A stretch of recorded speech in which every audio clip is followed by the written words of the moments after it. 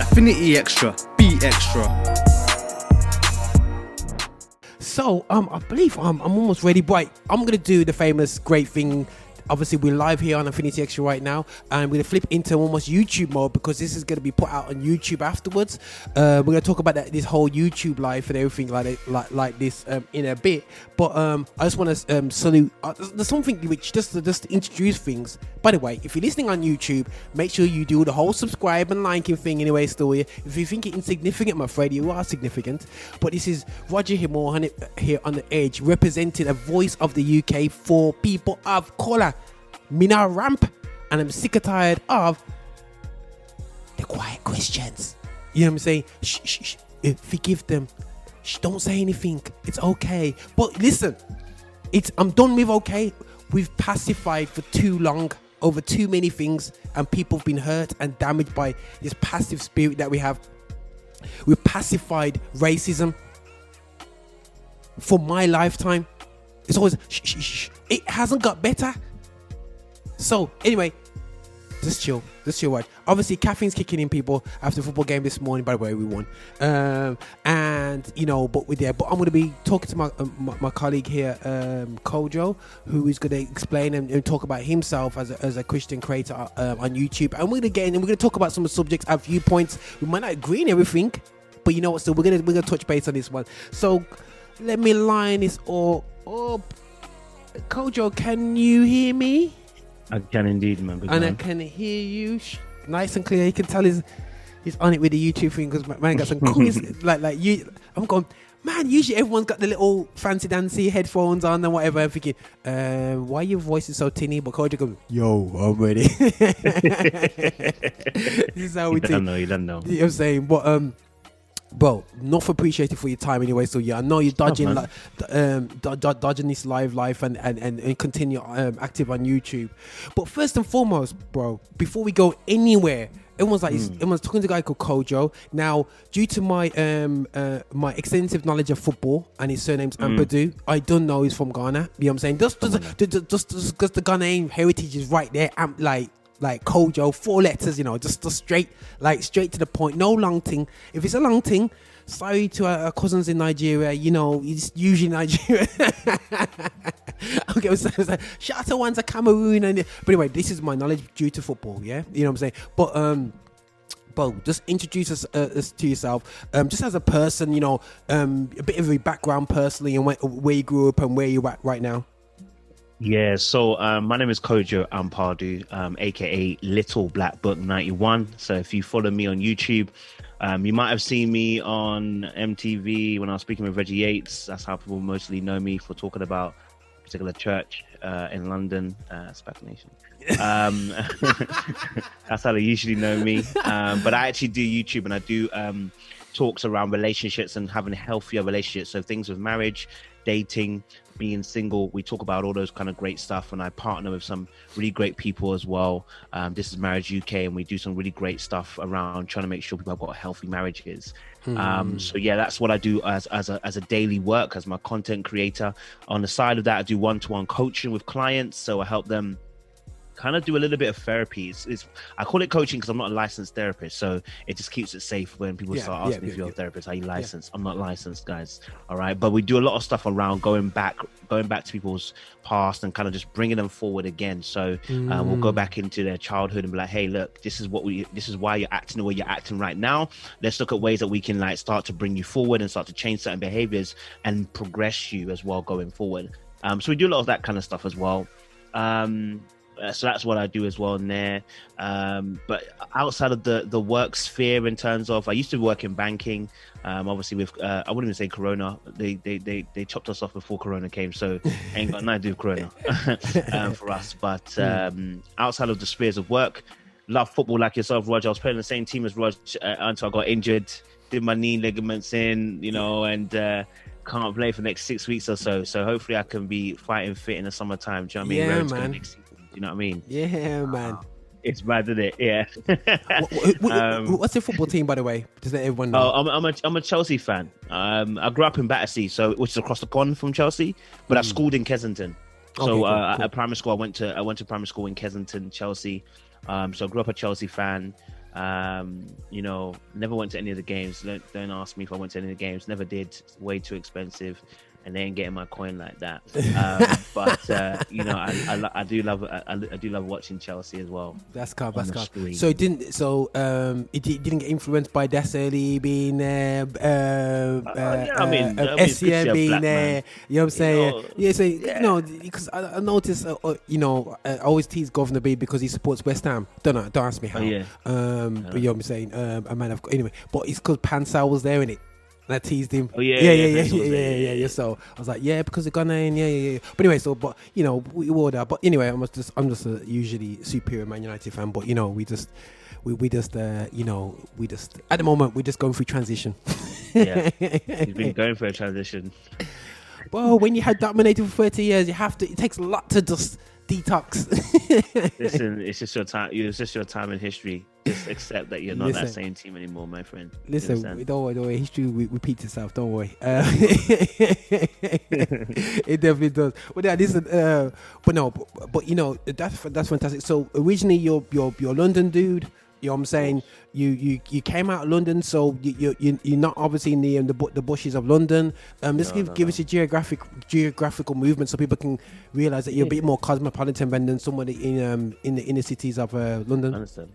Totally. So we moved out of London 2005, moved to a nice small town called Wellingborough. It's close to another town called Northampton. So if you know it, Kettering, Corby, those are the similar towns around that area.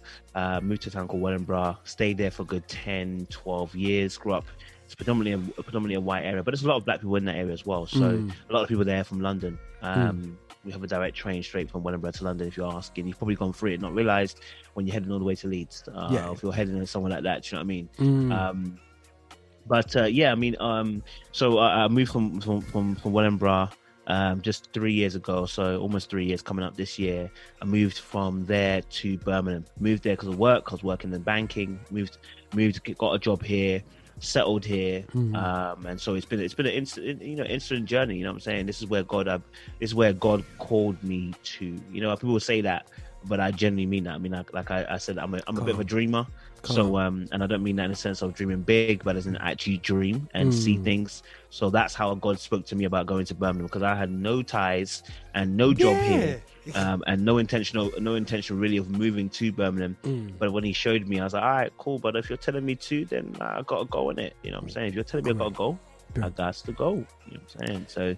Yeah, now we're in sunny side of Birmingham. That's kind of no, bro. That's a set to picture for me anyway. So yeah, now hopefully I don't feel like I'm doing a session on you, but like going into that's histories cool. And whatever. Got like tell us your history. Why do you behave? But yeah, right. So let's go. I want to get into some topical issues. Yeah. So but before we get there. You said your name, and I didn't want to say it because it's one of the names where you have to smile at the name of YouTube and go, Little Black Book. Now, somebody my age, Little Black Book means something, yeah? So explain to me. Yeah. You probably got the same meaning I got. So, I remember, anyway, explain to me your name of your YouTube channel. Just say it again. And then just explain it. What do you think Little Black Book means? Little Black Book, man. Little Black Book, men of my age, not everybody, it's not like me, but I had a little. But you put your numbers in your Little Black Book because we never had that's no. That's why it's called Little Black Book. Okay, cool. Yeah, I'm old school, so yeah, that's the reason why. So that is like it's the Little Black Book because it's the dress book, but it's also we have our Bibles usually are leather black, so it's like I combine the two because obviously we're talking about relationships with a God perspective. Good, but that's precisely it, bro. Okay, the older generation understand that. Do you understand? Yeah, but the youngest, them, they never knew what a black book was. They even know what BlackBerry was, let alone a black book. Listen, mate, their black book is like black book app. Is that yeah? So definitely that's definitely crazy. So really truly, bro, I have to salute you as a Christian content creator. Before we even get to anything, guys, I'm going to explain. Something I've studied. I've looked a lot online and looked for content in this period of COVID, yeah, and the nonsense that we've been listening to, yeah. We in the UK have been influenced by a lot of creative content from the US and not from a UK perspective, which is my concern. And when the UK go online, now, Kojo, correct me. Don't go wrong. You can just challenge me. Go, oh, it may not go, but I feel that our voice is either too PC. When it comes to online, we almost says don't challenge their Christianity, don't challenge the person's spirituality. I saw the church, and I say the church because I've heard this name. We can complain about Candace Owen all day long, but she was famous in the States and in the UK. Her videos were going around, sent by not only white people but also black people. Yeah, to say, what's that? I said, of course they would send her videos around. but the thing is, I was sent her videos by black people as well. So Roger, calm down. Yeah, well, listen. And I'm like this, yo. It's the plantation field all over again. I'm just saying. This is what it is. So for me now, I'm getting frustrated because I feel like Americans have just woken up to a goal like this. My friend lives in what you call it, New York, and he said to me, Roger, oh, listen, I laughed because I'm born in the UK and I know how it stays, and it's just now in America, thanks to Meghan and all the scenarios, thanks to Meghan, they've brought to light about racism in the UK, and I'm going, and he's laughing because it's here, but there's our attitude is to stand there and literally be pooed in the face. Yeah, you know what I'm saying, and we take the rubbish. In the UK, in the US, you know what it is, and the systems are against us. So, for me, the experience is different, and we need the conversation and talk. I think the arena has been dominated by the Christians are not talking the way they need to talk, and different subjects. I saw the thing like I'm gonna start to go flip around different situations, but I'll get a feed off you of where you at it. We'll go back into racism, but we see scenarios like Derek Jackson. Yeah. Now you're relationship coach now, so I suppose everybody's like this going, yo, Kojo, let's check your phone out, bro. Let's start know where you are. But as a black man coaching and people in relationships, yeah, let's be real, bro.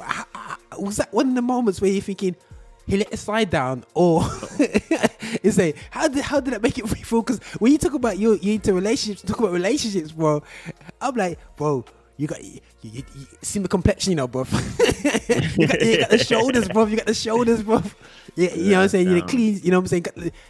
But bro, how did that make you feel as an online creator when it came to relationships from a Christian perspective? Because Derek Jackson, as much as he really made it big as a Christian in terms of the relationship, he's been doing it for a while. But the God talk is coming out a lot of late, obviously, because he's got things planned. But how did that make you feel, bro? I mean, Jordan, it's so interesting because I think it's interesting because a lot of times when people are moving mad and they finish moving mad, God seems to come into the equation after they've moved mad, and it's like, big man, big man, you moving mad, you know what I mean? But I think with the Derek Jackson situation, to be honest, because like I was new to the whole fact that he was even Christian, so I wasn't even looking at it from even a Christian perspective. I was looking at it from a perspective of, okay, this is somebody who's a relationship coach who's got vast amount of experience. He's well read on the platform of YouTube, well read on outside of offline as well. People trust his brand. He puts out some good content, like, you know what I mean? So, and he's his platform is a very big one. He's been on national TV in America and everything like that. So it's not like he's a small brand, right? So when obviously we see the fall of Derek Jackson, I guess maybe because obviously, I don't know if my community is a bit different, like, I wasn't looking at it as there's pressure on me to be that. I was just looking at it as, yeah, we got another one. That's all I saw it as. Like, we've got another one who has fallen from the graces, and similar to this whole John Gray situation where unaccountable behavior of mad cheating, bro. You understand? Jamal and then Bryant. a lack of accountability. Not. Listen, I always say this. Listen, man. One of the things that really annoys people when it comes to cheating is people who gaslight people and pretend as if they didn't do it.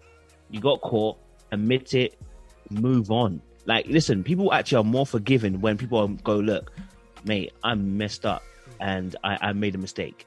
but people would likely drag you through the mud. They will drag other people in the mud. They will do things to try and make it look as if they never did anything. And that really infuriates more and more people. And actually, it triggers a lot of people in our community when we see stuff like that, right? So for me, when I saw the Derrick Jackson thing, I didn't even look at it from he's a Christian. I just looked from a perspective of, yep, that's another brother down. That's another brother down. It would have been more John Gray, would have been more, because he's a minister. Yeah. That would have been more like, okay, look, from a Christian perspective, what are we dealing with? Yeah, he should be sitting down and should be in the backside, in the back seat, and let someone else lead for a little bit and recuperate. That's what should be happening. But again, a lot of this stuff is not about really Christ. It's more about the business and the brand we're running. Yeah. No, 100%. And I think, bro, this is the problem for me as well, is that obviously Derrick Jackson is a big name, and when it comes to the fall of the black man, it's the most publicized subject in the world when the black man falls. But when the black man is doing something positive, it's not really lifted up. There's a lot more positive situations going on throughout the whole of America, throughout the UK, of successfully positive black men. But unfortunately, it's just negative out there. Derrick Jackson, I have to laugh, because he just got caught with his listen, man, the technology of today, like, bro, like, really, literally, like, you really, it's just like one of them scenarios where you have to go shake your head going, bro, you got nabbed. And for me, it's a case of, I saw some like almost, kind of, no. There's no understanding about it. Wrong is wrong, right is right. And in the list, if you're going to teach somebody how to look after the teeth as a dentist, and you come in there with rotten teeth and you don't brush your teeth and whatever, do people, I'm going to look at you going, hold on a second, you're not even doing what you're telling me what to do. So you got to be careful, when we take up I always say to people, when you take up your far self and open your mouth down this mic, you better basically be talking back to yourself at the sound. You know what I mean? So that's me right there. I don't know, bro. The other week, man, I bumped into these trainers, bro. I don't know if you're trying to get yourself some Nikes next week, but I got our cousin Little Nas, you know what I mean, releasing out some dodgy, you know what I'm saying, some dodgy set of piece of trainers and a music video. Talk to me, man. How do you feel about that, bro? Wait. Bro. Do you know what I said? I said, like, listen, I hold two perspectives, which is there is a eccentric. I don't know how to pronounce it. Eccentric or it's the way. Okay, esocentric. I think it would be say, but I probably pronounce it wrong, right? And exocentric, basically, right? I probably pronounce it wrong again, but correct me if I'm wrong. Basically, what it talks about is dealing with the surface and then dealing with a deeper meaning, right? So when we talk about esocentric, we're talking about like things that are spiritual, right? And then we deal with the esocentric, which is dealing with the surface level. So on a surface level, his music video I've got no problem with, actually. Okay, on a surface level. Okay, cool. Right? Because from an artistic perspective, this is no different than seeing Michelangelo naked. This is no different from seeing the little baby cherubs on a church with a finger pointing at some little devilish creature next to him. Like, from an artistic perspective, I wasn't complaining. Right, from an artistic perspective, because you're explaining your story. You're explaining how you, as an individual who's homosexual, has been persecuted by the world that you're in, and I can rock with that, right? Because as a black person, we know a bit about persecution, right? Right, so we can understand that from that perspective. Now, from a spiritual perspective, right, for those who have ears to hear, there is a deeper lining issue with this particular video. Not only that, the mere fact that he went one step further to do trainers. See, if you were telling me that it was solely about your experience, as Christians, we have caused you to feel a certain way, he went one step further, and then when it said, okay, I'm going to take a little bit further, I'm going to antagonize these people, and I'm going to make some trainers that represent satanic stuff, and what with blood in the shoe, and 666 on the making a pair. And at that particular point, what I would say is this, which is, at that particular point, you are actually speaking from a dead perspective. Wow. What I mean by that is, you are not alive spiritually to Christ. And so you're not seeing that when you put out this particular music video, it's also a message to keep people enslaved. And that's what I was saying, like, he needs Jesus. Is that simple? Yeah. He needs Jesus. And actually, I can use that video as a way to actually evangelize. Because now you've done that, I can go, all right, cool. You put some themes in there. Let me tell you what those themes really are. What, you wanna be in a garden and you see a little snake? Let me tell you the true story, what that actually means. Oh, you wanna be silent on a pole next to Satan? Let me tell you who Satan is really, and let me tell you who goes down there. And then I can preach to you, actually, it's not about your about these works, but about what Christ is. You need only to believe in Christ. So now it gives me an opportunity actually to use your message against you. So you thought you're coming to do me evil, but I'm going to use it for good. Turn it for the message of what the gospel is. And this is why Christians need to have a firm handle on the gospel and the word of God, because actually when the world starts giving out different messages, we can counteract it. That's how an argument and a debate happens. You know your side and you know what your knowledge is, then you apply that to what you're seeing. So we can be using a little nasty. Yeah, I wasn't happy with the trainer aspect, for instance. I think that was a bit too far. But do you know what? I thought the video was quite calm. The song, even as much as it's, I thought it was pretty cool, man. The song's pretty catchy. You know what I'm saying? Like, it ain't no different to when you're listening to Snoop Dogg saying, "I sold my soul to the devil." You ain't complaining. Oh no, he's just been artistic.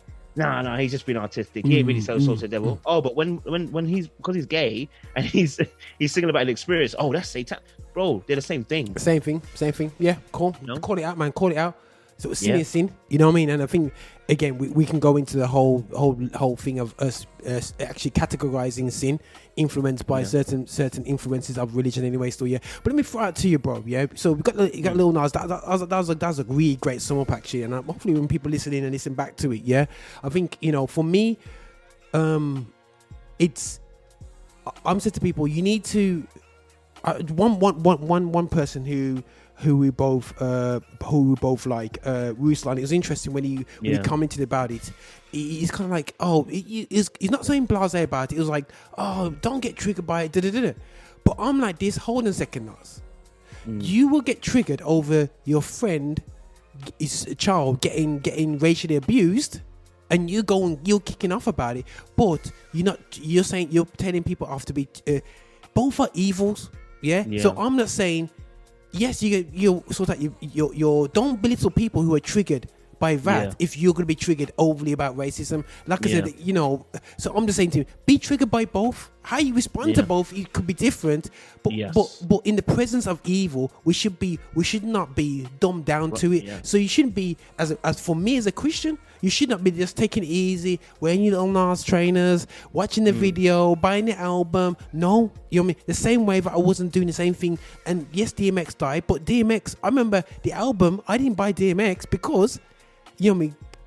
God bless his, whatever people say, rest his soul or whatever, rest in peace. But he had that blood. Remember, he had goat's blood, and he was in the bath. You know what I mean? And it's just like, yo, you know what I'm saying? I was like, I'm not touching that. I remember my friend who wasn't a Christian said he bought the album, put it in his room, and he had to throw it out the window after playing it. He was so scared after playing it. And so for me, evil's evil, whether it's, I totally agree, DMX, Snoop Dogg, whoever ever, because it just triggers me to go, you know what, I need to step off it. Missy Elliott, when she drops some of them evil things that she drops, you're like, whoa, that's a bit too far, sis, and you kind of have to step off it. So for me, it's kind of like that. But it's just interesting seeing the responses about it. You got the culture now, bro. Right about now, like obviously I do this is Affinity Xtra. We're doing gospel music of black origin. It's looking at I want to get to the black side of things, yeah. But the thing is, you've got now a notice of the past 12 months, actually from not only from Kanye West, but you see Kanye West now. I've been not challenged, but it's interested me how top artists are producing bait Christian content. Yeah, Kanye West, Jesus is King. How many plays did that get? I don't know if you like the album or you like the movement, how you felt about the movement. Bro, I wasn't even a Kanye West fan And I said to people, I'm not coming into this loving Kanye West, but I have to say, after Sunday service, bro, you know what I'm saying? Bro, I was like on it. So I don't know, you know what I'm saying? I don't know, how did you respond? So I think obviously Kanye is a very interesting, because when he first started, you know, just it's almost like the Paul situation in the Bible, bro. Like everyone was on edge, like, is he really for Jesus? You know what I'm saying? And we had to wait. And like I said, I will never just accept someone just said I'm a Christian if you've done what you've done, bro. Like the disciples did. But I'm gonna wait. Let's see what your works are saying, and I'm gonna see what the fruits of your labor really are. If you're really for Christ, we're gonna see it, right? So what we've seen from Kanye, like, is public declaration. Like, people don't understand public declarations. He came out on national television saying, "Yes, I'm for Jesus." Not that I'm a Christian. Yes, I'm for Jesus. There's a difference. Yeah. Many people can say I'm a Christian. Yeah. When you come out and say I'm for Jesus, you've alienated so many people. Because someone asked me the other day, why did you say Jesus and not God? I said because Jesus is God, and because I want to let you know what kind of God that I serve. I don't just serve a God, I serve the God, and that's Jesus. Yeah. Right? Because that in itself straight away sets a tone for a lot of people. People are comfortable with God, but not comfortable with Jesus being God. Yeah. Because that would mean something about themselves that they would need to look into. But what I loved about Kanye was that this boldness that came with before even the music was even dropping, right? And then we saw the evolution of him. And that Sunday service, let me tell you something, bruh. That Sunday service, listen, was wavy, right? And if you watch the evolution of it, if you go back to some of the videos and interviews that Kardashian did, right, Kim? Yeah. I said it straight away. If this woman doesn't change, she will be gone out of this relationship. Yeah, true. Because the type of change that Kanye did will always alienate the person who's in a relationship with you, because it's a complete 360. This isn't, I've turned my life to Christ and I'm calm and I'm going to walk it slowly. This is, I'm doing a 360 and I'm going to run. And that's what Kanye did. Like, I'm going to do a 360 and I'm going to run. Yeah. And if Kim, and that's why I was like, because when Kim was describing it, she's like, when they were doing it at first, it's a Sunday service. We don't do any preaching. We just, uplifting songs. I said, darling, darling, this is not uplifting songs. This is gospel. That he's trying to produce. And so when he actually released, Jesus as King, what people don't realize is that Jesus King was actually mirroring what Black is King at the same time, which was by Beyonce. Now, if you know the history, listen, I think God is the best comedian that there is ever, because his timing is impeccable. Kanye and Beyonce, if you know their history, Kanye was backing Beyonce when it came to Taylor Swift, right? He's saying Beyonce had his best album. Yeah, that's it. Yeah. And he jumped on stage, right? Yeah. Right. And then we saw that as the course of time went over, Kanye and Jay-Z and Beyonce then had a slight drift and split. Yeah. And they were saying that, all this stuff about Jay-Z's trying to kill me, right? Yeah. Then now we get Kanye now coming to Christ, right? And then his album now is titled the same thing as Beyonce's, just the first word is changed. And I thought it was so important because it was actually speaking on on several different levels. Number one, Jesus King was juxtaposed to Black is King. Because Christ reigns over everything. As much as I'm Black, Christ reigns over everything. Right? So I actually like Beyonce's work. It was just like, but the problem with Beyonce's work was it was speaking to Yoruba gods, and this was very intentional. Right? She didn't want to just leave it at being Black. She had to add the gods in there. Why? Because remember, the major fight, the agenda that we're facing is that we war not against flesh and blood, but principalities, spiritual wickednesses in high places. And their agenda is 2 Corinthians 4 verse 4, which is that to keep the world blinded. This is not to say that we ignore being Black and the things we face. It's to say that we can't make that above Christ. Still fight my war in terms of the issues of social issues of being Black, and I'm down with it. You already know. But when she made that Black is King and then had to bring the gods in it, what we were being shown was where we're going to next. Because if you know anything about Satan, you should know he's the greatest villain that's ever lived, and he's also the very loudest villain you've ever heard. Because he's that kind of villain. When you watch the cartoon and the guy goes, you don't know my plan. My plan is, I'm going to tell you what my plan is, because you're not going to stop anything that's happening from it. Here's my plan. My plan is to do this X, Y, and Z. And that is what Satan does. So when you listen to some of the music, when she dropped that album and he dropped Jesus as King, I thought it was this was a powerful moment to show that this is the war that's brewing underneath everything else, right? So if we don't do things on a spiritual level too, as well as on a physical level, you'll find that yes, you'll do I'm black, but then you might go too far. This is why Christ is important. That's why me and you, bro, we have Christ, so it keeps us in alignment. That I know my limitations and boundaries, right? I know I can only go so far. And so it's like when I see Kanye's piece of work, one thing I love about Kanye is, and I don't know if he's paid the people yet, but one thing I know about Kanye is obviously the production level on the music. Is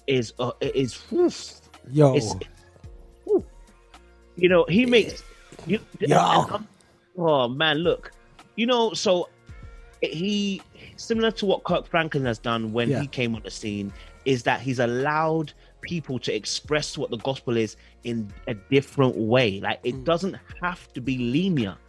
Like, that's the church sometimes boxes what it can be. Like in UK, we've got some already. I like drill. I'm not gonna lie to you. So when they do Christian drill, I'm all down for it. I'm sorry. I know people that be like, "How can you mix drill?" I'm like, it's a beat. I like the beat, and I like the Christian gospel with it. If I'm gonna be honest with you, shout out artist Canola as well. Canola's a hard artist, man. Oh, you know about Canola, bro? Oh, it's like that, bro. Yeah, Canola's a wave, man. Canola's a wave, bro. When I listen to his stuff, okay, cool. You know what I'm saying? Shout out Stevie Valentine too. He's in Birmingham as well. But yeah, so like I like listening to different genres of music when it comes to the gospel. So it's like when Kanye did that, I said, bro, you've taken it another level and you've opened the doors for other Christians to say, I don't have to do it like this. I can do it a different way. An allowed expression of my freedom of the way that I understand the gospel to minister in different forms and genres of music. So for me, Kanye, the breath of fresh air, and we always need I was like, okay, Kojo, is that Kojo going in? You know, going into some depths about Kanye. But what, you know, one of the things I loved about Kanye, and bro, I'm feeling like I'm being educated by what you're saying, 100. And one of the things that I loved about Kanye West, he said, never forget his phrase when I asked him, "Are you a Christian rapper right now?" And he goes, "I'm a Christian. Everything I do is Christian now." And he put the poo on all the rappers that have spent the past decade saying, I'm a rapper who is a Christian, or you know what I mean, they hid away, they want to hide away their Christian, they want to fit outside, they want to come out to the Christian field and take Jesus out. Man just dashed the album out there, called it Jesus is King, and embarrassed the likes of Lecrae, embarrassed the likes of a lot of guys, and like I said, a lot of music I do play. But I struggle because I grew up listening to evangelical, dare I say, urban gospel. I'm used to the evangelical hip hop. I'm seeing it move from evangelical all the way to pure inspirational vibes and pretty vibes. My friend laughed at me the other day because I got a track and it's called Vegan Burgers. Now, when you got gospel rappers doing tracks called Vegan Burgers, you know that Jesus is King. It needs to wake people up. But what was fantastic is with Kanye West. My son, they're not into choirs or anything, but when my little son saw the choir thing, he was on it. You know what I mean? But the thing is, also I know choir people that are in the 50s, when they're seeing the performance, they were on it, and it shows you. Can you stop bottling gospel music? When we bottle it, we say it can't do this, so I've got to change and become something else. No, you do you at the best of who you are with excellence. The world will yam it, and he set the example, set the bar out there, bruv. Like I said, man, he does trip over now and again, but like everybody else, he does trip over, you know what I mean? And like you said about Kim's situation, it's a shame for they split up at this moment in time, you know what I mean? We don't know how long for, if that's it, it's done over. But the reality show is like Kanye West, man, it'll be interesting to see what he's going to be doing next. But people said about, like I said, hopefully he's paid the choir. We have to realize that the family splits away from Kirk Franklin, and it wasn't very nice either. You know what I mean? So it's nothing new under the sun. And hopefully people don't use that as a distraction on it, man.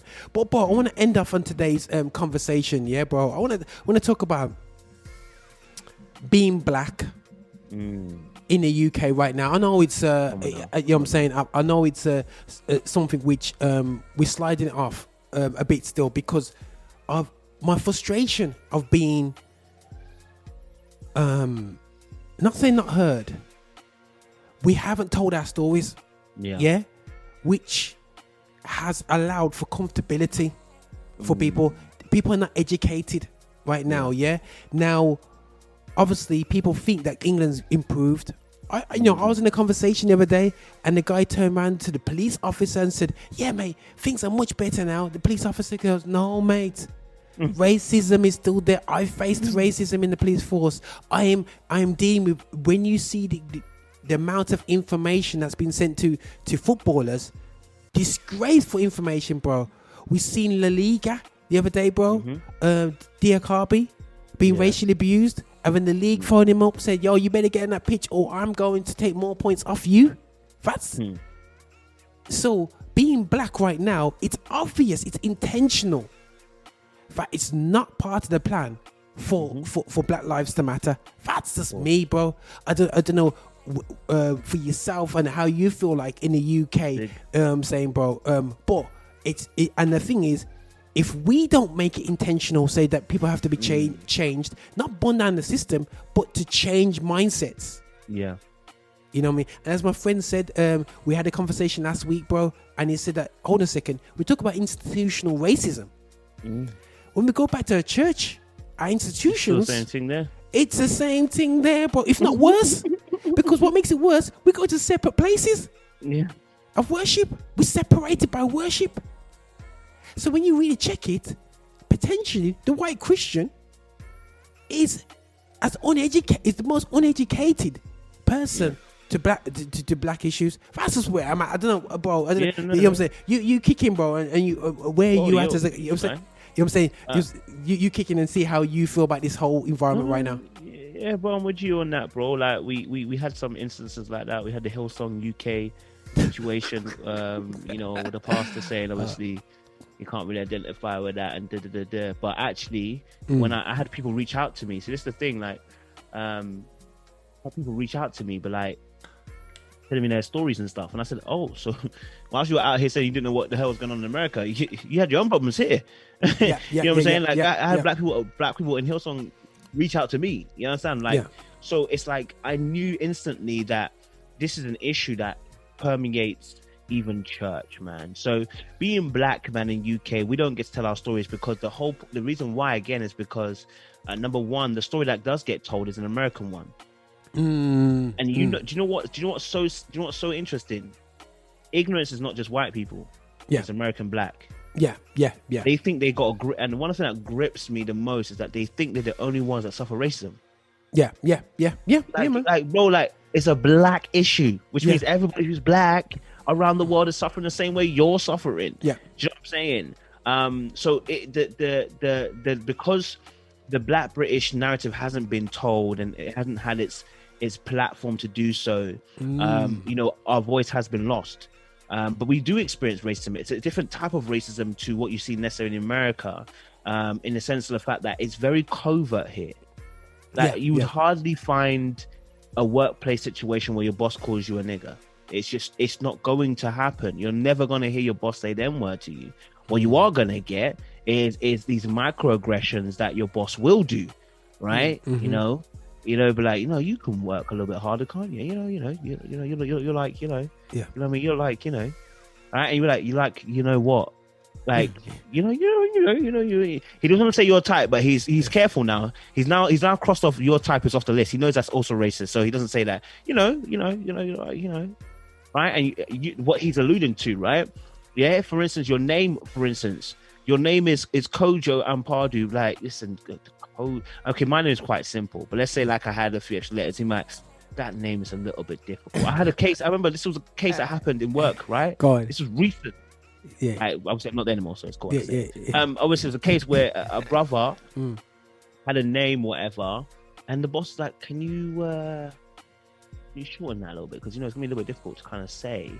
And I remember when he told me that, I said, "You don't back down, I don't want to make too much noise." I said, "No, you don't back down. You see, what you don't realize is it's not just for you." See, sometimes black people think, I don't want to make too much noise because, I don't want to be that guy. No, it's not for you. That's it.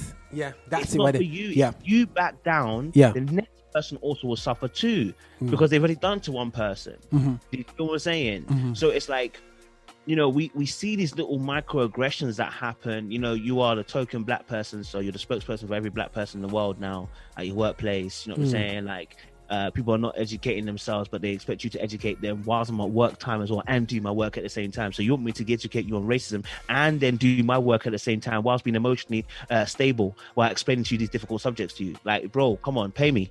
Like, do you know what I'm saying? Pay me, because you asked me to do a lot of work right now. Do you feel me? Yeah.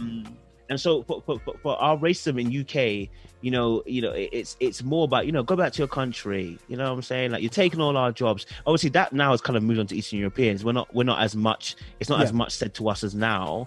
But we suffer in covert ways. Our medical systems, right? How even when women are pregnant, how they're dealt with in a hospital, how women are sick, how they're dealt with. We see that. The way the police crack down on black folk with, again, yes, we're not getting shot. Of course we're not. But the way we're getting locked up, the way that we're being hustled by the police, I call it hustling. That's what them men are doing. Them men are hustling us, bruv. Yeah? If you've been a black person, you walk down the street and they're like, listen, you look familiar. No, I don't. I don't look familiar. Like, we don't all look alike. Like, but that's some of these things that are happening that are very low key. The mere fact that we have quotas, even for having a certain amount of black people in a work office space or whatever, then that in itself also too, what it lends to is they're not really good enough for the job, but give them into anyway, just to get a quota out of the way. Do you know what I mean? And then you suddenly realize respect even can go out the window. So it's like we suffer a lot in different ways, covert ways. And being black in this country, again, I say it, yes, we're not getting shot, but we've seen even with the recent Richard. Is it I can't remember. Akuyeri? I'm not sure. Yeah. I just saw Richard. I just focused on the Richard part. Apologies, guys. I slew names. But a Nigerian young man, all right? And we reached, before him, we actually had a young black girl too, who washed up on the beach, way far from where she was, bruh. But Madeleine McCann, you lot are still looking for her. Wow. You spent how many millions 15 looking for or this something girl stupid in like that. Portugal? Yeah. You understand? Yeah, it's been how many years? But you're telling a woman, if you can't find her, we can't find her. Jesus. And that's the kind of racism we're dealing with in the UK. So it looks, you see, the British are very good at covering stuff up. That's why Meghan Markle issue was such a big issue, right? And that's what, and British folk, they don't realize how racist they are. That's the problem. Yeah. Because, like you said, we've been quiet. And number two, because their racism isn't overt. And so when you now talk about, but you can see this on social media, right? Yeah. You can see this even on the TV with Piers Morgan. Like, the way he went after Meghan, I was like, bro, why are you so hot on Meghan like this, bro? You're questioning her mental health. She says she's got mental health problems. I don't believe you. Why don't you believe her? Like, and you went after this woman time and time again. Your own boy Alex Barrefa was going to tell you, listen, brother, it's getting a bit much.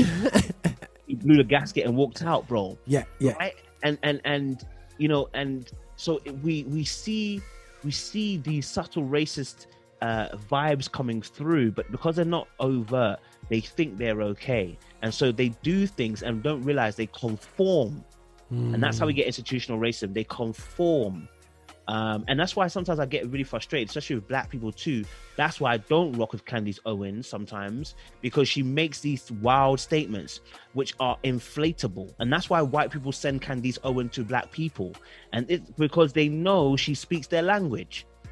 For instance, when she talks about the George Floyd situation, she was like, oh yeah, but he was a criminal. It doesn't matter, because he's criminal or no criminal, it could be my neck. Yeah. Do you understand? Like, so it's like, people don't realize the indoctrination that we face in this country and how difficult it makes it to try and progress as a black individual, and how you're looked upon. Remember when we used to go to the cost cutter? We used to go to the corner shop, how boss man will be looking at you and following around the shop and doing little sneak looks around the corner and see if you're stealing or not. Brother, are you doing that for Johnny down the road? Mate, the man are just teething. And I think that, bro, you're just keeping it real here, because what I think is an issue within our community is the diversity in the UK of the black experience, and I think people have to realize that now. And And I have to be real, bro.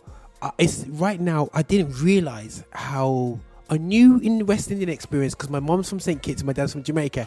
There was differences in culture. When I realized our church experiences made us even more different and and it was very divisive for the Caribbean community. We never mixed with other churches, so we were already divided from a Christian perspective, black perspective.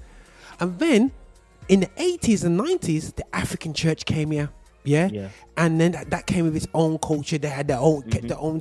So you've got all these black experiences in the UK. It's not a 4-5% of the population. It is a 0.02, then another 0.2, and we haven't really had that collective conversation to have an understanding. You know, my friend from Africa, she's like, man, they don't really teach us about.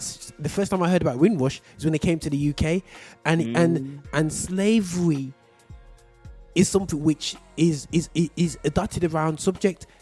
The British have fooled Caribbean people, and I tell Caribbean people straight in the face that our slavery wasn't as harsh as the Southern American states. So they seem to have that mindset to think our slave masters weren't as bad as them. You know what I mean? And that's something that they put in our parents. Yeah. And I want to, and so when I grew up in a white area, we got taught slavery all about how bad the South was, how bad apartheid in South Africa was. That's how we got taught racism. So the white kids in my class wouldn't be like, oh, we do bad stuff. They're not educated about this. So I get why they think how they think. But the thing is this, when I spoke to my friend the other day about footballers being abused online, he said to me, black guy, but they're just trolls. Nothing big, just carry on. I said, no. That's our problem. We pacify things that shouldn't be pacified. I spoke to my footballers today, our first game today, bro. And I said to them, listen, racism is a hate crime. And it sounds a man of lack of grace. But if I sniff that today or any day forward, I will be processing that as a hate crime. I don't care if they say that's unchristian-like, because it's they don't miss a boat if we teeth a little sweetie from the shop. We'll get the people need to get charged. People need to we need to lock this thing down. We need to now shout, because people think that we're not affected and it's cool in churches, especially. You know what I'm saying? And people say, "Oh, you're passionate about this. Oh, we're passionate." I said, "No, I'm passionate about it because as you said, being so passive about it has messed up the next generation." Like you said, your colleague that says, "Oh, it's okay. I'll call myself Tim because it's abbreviation of my name," and you're thinking, slap in the face and said, "No, demand that respect." You know what I'm saying? You're saying, stand up. You know what I'm saying? Listen, bro. Africa is a decent sized continent, bro. Yeah, scratch your head. What hasn't Africa got? That's me. What hasn't it got? How on earth have we got African diaspora all over the world, bro? Feeling they have no home, when our home is rich as anything else. We have been mugged, bro. Absolutely mugged, bro. We got gold. We got, we bro, imagine if we manufacturing Apple phones in Africa. But instead, China buys hills and minerals from Africa and then gets people to do it for next to nothing, takes it out and then builds it up in China, and then they do. Why couldn't that do that in Africa? We don't have the infrastructure just yet, but we're getting there. We're getting there. This is history. This is life, and this is why I said that Black is King also was important. That's why I enjoyed Black is King, because God allows Satan to talk as loud as, because it also lets you know what direction we're going in. That's why Black is King was such an important album for me in terms of spiritual eyes and being open to where we're going to. Because the reason why we're seeing so much more stuff with Black people, whether it's bad or whether it's good, is because the seasons are changing. The seasons are changing. We're having more conversations. We are seeing more people resisting. Maybe not at the rate that we want to see it at, but the boat is turning, right? And eventually the boat will be turned. Yeah. This is why I keep saying, things like, listen, beforehand they would have never let us have Black Panther. See, you may think that it's small. Oh, we have to do more. But I'm saying to you that, see, the efforts are already being made. The mere fact that we're in Hollywood in itself, because beforehand we weren't even in Hollywood. We were played by white people with black faces on and red lipstick upon the lip, bro, and said that's how black people are, bro. Right? And now we are ourselves. Look at Lone Ranger, bro. Lone Ranger was originally a black. No, he's a black man, but they portrayed him as a white man in films. It's only just, and people say the Lone Ranger was actually black. What? He was actually black. I would have put a white guy so white America could be comfortable. Yeah. But as you said, bro, the game's changing. The TV's getting more black when you look at visually. Yeah. But you know what I'm saying? And this is what I'm saying to you. The checks and balances are coming in. With all these external people that's coming in. And now the church is going to get a warm time. An absolute warm time, bro. Because I believe the divisiveness that they've done circling black music as gospel music and then put a ceiling on gospel music. But yet, their T5 sound... And this is why I do a study, bro, on with Kevin Tomlin in the history of black music. Because if you take black out of music, bro, things would be dry right by now, bro. You have a small industry. Black has made music at the power that it is today. If someone wants to change my status there, all I can say is Michael Jackson. That's all, you know what I mean? You know what I mean? You can just name the rappers out there, bro. They're bigger than anything else right now. You know what I'm saying? So, bro, that's absolutely massive thing. But but definitely want to flip on this now before we come to a closure, bro. You know what I'm saying? Is you have a love towards films, and you touched about Hollywood, you touched about the Black Panther. I remember doing a series when I asked the question. I'm not a fan of Black Panther the movie. I'm not, and I give my reason why. It's not because it's not a good movie. Not yeah, everybody. You know what I'm saying? It's like when I see black people go, yeah, Wakanda. I said, bro, Wakanda is a fake. Don't get gassed on Wakanda, mate. They don't get fooled by the. They say there's no Wakanda. You know what I'm saying? You know what I'm saying? We need to make our own Wakanda. You know what I'm saying? You know what I mean? But don't get too gassed with that. But also the fact that basically we always have to be referred to as our color, but you never have White Panther. You know what I'm saying? If the person was white, or White Superman. It's black soup. You know what I mean? If you had a black Superman, it's the black Superman. It's the black Morales, the black Spider-Man. You know what I'm saying? Everything's referred to that. But that's just my little microaggression self anyway. But Black Panther was a good, decent film anyway. But your film, bro, go and talk to me about the films, because he disappointed me, bro, because you didn't finish watching Coming to America too, bro. You disappointed me, bro. You disappointed me, bro. I thought you'd be like, yeah. I thought you'd be there with the dance moves and everything, bro. I couldn't do it, bro. I watched the first 5 minutes. Maybe I'll try and watch it again, but I watched the first 5 minutes and I was lost, bro. I said, no, man, it's not for me, man. Shout out Eddie there. The first one was live. But films, man. I think, again, films for me, I love watching films and TV shows, and I watch them for fun, entertainment, but I also watch them because, again, the prophetic horn or prophetic sound from the top of the mountain, in terms of what, if you're at the top of the mountain, you can see a whole lot more. And so from the prophetic mountain, it's interesting that Hollywood is on a mountain. Like when you see the Hollywood sign, they've put it right at the top of their mountain. Why? So that you can see it. Right. And so whenever you hear anything coming out of Hollywood, they're trying to tell you what's happening. A lot of the films that you see are futuristic. You start to see that these things start to becoming true. Listen, remember, there was a time we were all looking at iRobot like it's a madman. We'll probably soon have robots who'll be running around. They're already starting to develop those kind of things, right?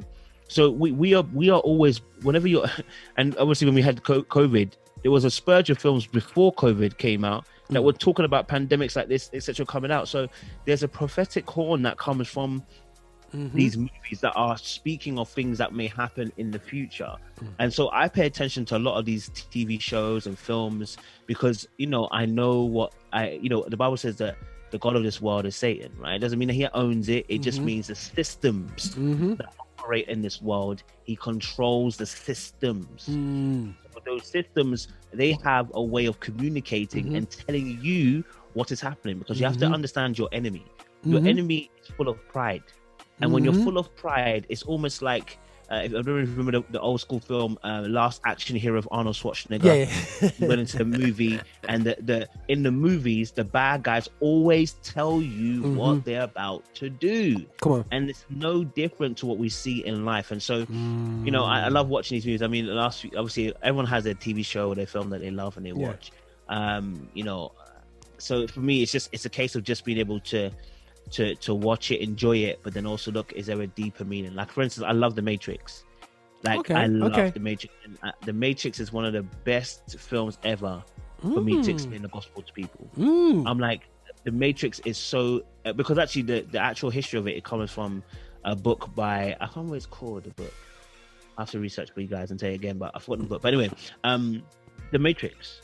Right, we have if you want to explain that to somebody as Christianity, here's the Holy Trinity. We have Trinity, we have Morpheus, we have Neo. Neo's name backwards is the One. You know what I'm saying? Yeah. Right, he's the One. And if you look at the whole situation, Morpheus also having his particular ship called Nebuchadnezzar. Right, the father Morpheus means the father of dreams. Nebuchadnezzar had what? Dreams about what? Babylon. What is Babylon? Babylon was an empire that would rise and become a huge empire. But the greatest empire that will come after that is that Christ. What happened to Morpheus? Morpheus was dwarfed by who? The One. The One is meant to represent Jesus Christ and represent also man, because Christ represents not only God, but represents man. He was both what? Man and God. And so when you see that, obviously, that Neo is then unplugged from the Matrix, he's the only one that when he goes back into the Matrix has godlike powers. Well, who had godlike powers when they were on Earth? Christ. Right? And so now that whole film, now I can actually explain the gospel to somebody through the means of that film, not even realizing that they're being shown something that I can utilize to give to them. Right? So it's so funny, because actually the Bible says in Romans 5 from verse 5 to 8 that that God the Father sheds his love abroad through the Holy Spirit. Well, guess who the One had love with? Trinity. Listen, so it's like she represents almost like the Holy Spirit, because that's where the love, you see the love being shed abroad. And so human beings who have God themselves, who have Christ in them, are shown love from the Father through the Holy Spirit. And so it's like Neo is this amazing character from a fictional standpoint, if you want to call it as such, right?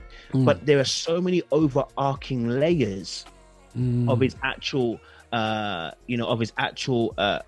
that we see in the films. We have Agent Smith, right, representing your Satan almost, in a sense, gone rogue, right? He's the only one that, even with the others, he's still gone rogue even from them, man, right? And he doesn't even understand. And it's so funny, because his whole ending is he doesn't understand why he has to conform, or why he can't do something different to what he is. He's programmed to be mad. He doesn't understand. He doesn't understand. And that's what we see, that Satan is condemned to this particular result, that, listen, his end destruction is nigh. So whilst he's on earth, he's doing as much as he can to move mad. Do you understand? And so when you watch the film, watch it through Christ's lenses, bro, and you start to realize when it talks about the programs in a system, guess what? When people are not Christians, they're not born again, they are in the Matrix. And until they decide to unplug from the Matrix, you will not see the world for what it really is. It really is that dark. That's why when you see Cypher, the one who betrays everybody, he's a Judas. He plays Judas, exactly plays Judas. You know why? Because he actually saw the real world. Just like Judas saw the miracles of what Jesus Christ was, he saw the Son of God live in action, and still decided, I'd rather be ignorant and I'd rather not know and go back into the Matrix, just as Judas did, which is that I see Jesus and I see him do the miracles, but even so, I'm going to sell him out for 30 cents so I can give him the gospel through the Matrix. That's why films are so powerful. If you know the gospel, you know the word, you can start to preach through TV and through films that people watch, man. No, that's powerful. And I think that, you know, I do think that, because I think there's this notion that Christians don't read Revelation. If you read a Revelation, you realize how much eschatology is being played out, bro. Yeah. Come on. In movies, you know, I'm watching things like Snowpiercer. Snowpiercer, man. Yeah, that's kind of that's an interesting one. The Tribes of Europa. I watched that. You know what I'm saying? So Tribes of Europa, I'm thinking, and it's that whole. It sounds kind of weird, but one of the greatest little series that I watched, Sky. It was on Sky, and I even loved the music for it. The Leftovers. Oh, I watched those. Yeah. And it just shows you, if the rapture happened and X amount of million people left the earth, the trauma that the world will be in. The world's traumatic over COVID, you know, bro. Just imagine if the rapture is real, and maybe. Okay, just say, you know, we there's a couple of fraud Christians here and this, that, but just call it. There's 5 billion people on the earth. Just say 500 million people disappeared. Bro, that's traumatic for the earth to handle, bro. Yeah?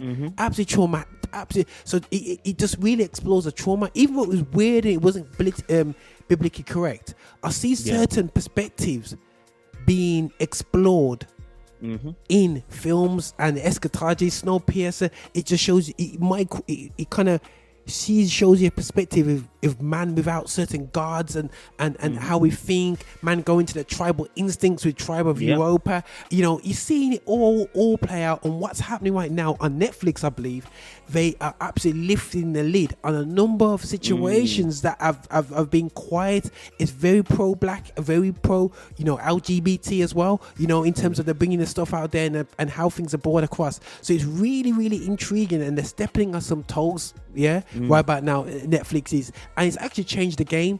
And I actually believe, as a film man, bro, like, I had my card for Cineworld, and you know what I mean? And listen, I can't wait for Snoop to come back, bro. You, bro. It's gonna be interesting how the world's gonna really take. I don't know. Do you reckon people will be diving back to the cinemas, or do you think that we'll slowly get back on it?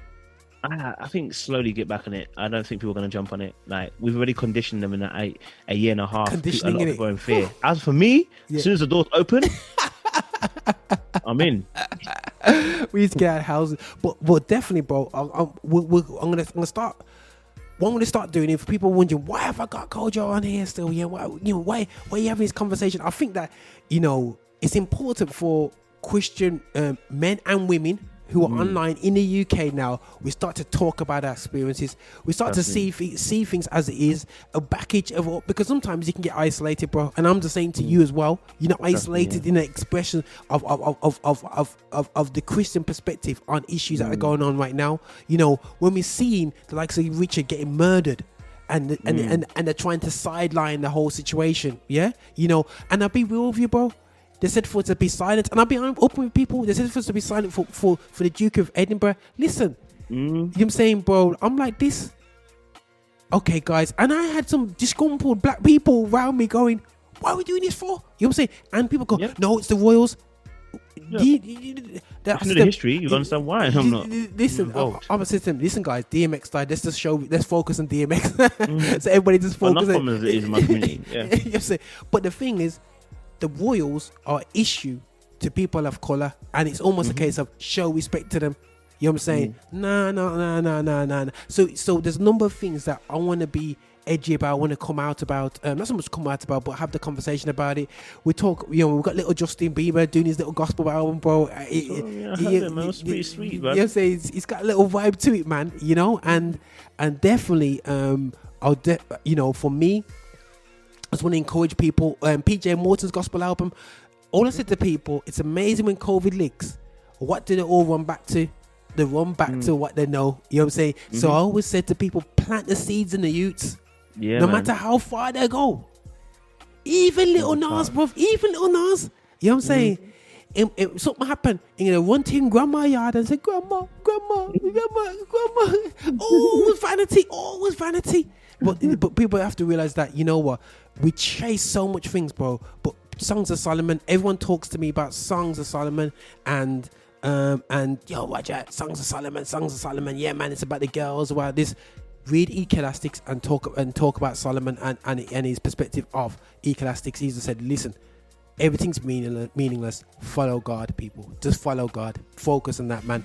But Kojo, I just wanted to give a bit of a shout out again for your YouTube channel, because I'm going to shout this out and I'm going to obviously add it out on YouTube and get the conversation going. But we'll be having more and more conversations, and I want to step into levels, and we're going to have some creative talks about issues that's on there. And I'll be grabbing up Kojo. It might even be some things in the week and be like, yo, Kojo, you're free? You're free. Let's break this down, man, because some pure madness is going on BBC right now, and we need the real Christian man perspective and woman. You know what I mean? There's some I got some friends who are ready for it as well, man. But listen, bro, just shout out your channel and just give people a vibe up what it's coming from. Yeah, man, guys, listen, look, follow me on YouTube. It's Little Black Book 91. That's full spelling, guys, please. People be doing that. It'd be like AC. This is a full spelling. Little Black Bull. Little full spelling. But yeah, no, on my YouTube I just do a lot of stuff on health relationships. I actually do a lot of TV analysis and reviews. So if you're into TV shows like dating shows, that's the kind of things I'll be doing. So yeah, I know some people don't like when I do it, but I'll be doing Love Island this year as well. Again, we'll be breaking down psychology, breaking down body language, breaking down what they say and do. Do you know what I'm saying? I know some people are a little bit touchy about that, like, how are you doing naked bodies? Listen, brother, they're on the beach. I don't know about you, but you know, so we do a lot of stuff where we break stuff down. If you're into Ready to Love, I break that stuff down as well. So come over to this side, you know what I'm saying? Come and get some real perspectives about relationships from a God perspective, where we break stuff down. So if you're down for that and you want to know more about healthy relationships, trust and believe, I'm the guy for you, man. That's blessed, bro. That's bluff, bro. Thanks again, and I'm gonna line up Justin Bieber because I got next track ready to go. But I have to play that track again because it's an absolute vibe, man. Absolutely vibe. It's got that. I don't know what's going on. It's like it's an Afrocentric vibe. It's kind of sneaking over to the States now. It's changing, isn't it? Yeah, man. But I always say to my West African brothers, man, yo, you just slow down soca, bro, and you called it yourself. But it's okay. You know what I mean? You know what I mean? Bob Marley told West Africa, and you go, boy, this sound wicked, you know. Yeah, man. TV and 20 years later, you're like, yeah, man, it's ours. But no. It's slow down soca, bro.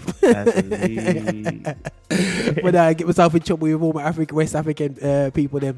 But listen, bro, good, thanks again, bro, and thanks for your time, and it's all good, man. Yeah. What's the song anyway? The song that I'm gonna play now is called "Freedom," by Justin Bieber.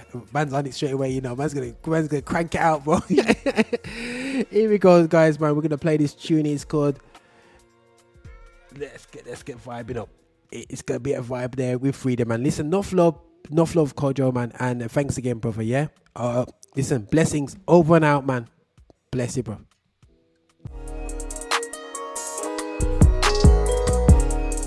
Visit us for updates and shows at affinityextra.co.uk.